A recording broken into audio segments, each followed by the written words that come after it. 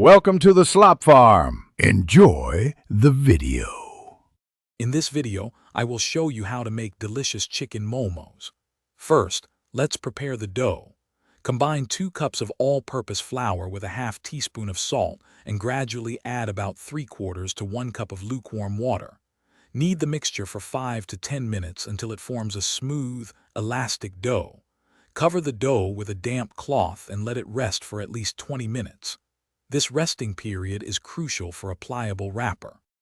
Now let's create the flavorful chicken filling. In a bowl, combine 350 grams of minced chicken with finely chopped onion, ginger, and garlic. Add 1 teaspoon of salt, 1 teaspoon of black pepper, and 2 tablespoons of soy sauce. Mix everything thoroughly to ensure all the flavors are well distributed. You can also add a touch of sesame oil for an extra layer of aroma. Remember, the filling is not pre-cooked. It will cook inside the momo. With your dough rested and filling ready, it's time to shape the momos. Divide the dough into small, equal portions and roll each into a thin, round wrapper about 2 millimeters thick. Place about 1 tablespoon of the chicken filling in the center.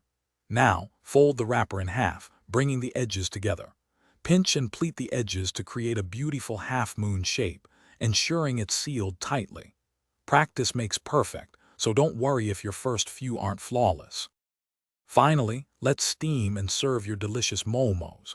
Lightly brush your steamer basket with oil to prevent sticking. Arrange the shaped momos in the basket, making sure they don't touch each other. Steam them over boiling water for about 10 to 12 minutes, or until the wrappers become translucent and the filling is cooked. Serve these hot, tender momos immediately with a spicy dipping sauce for an authentic and satisfying experience.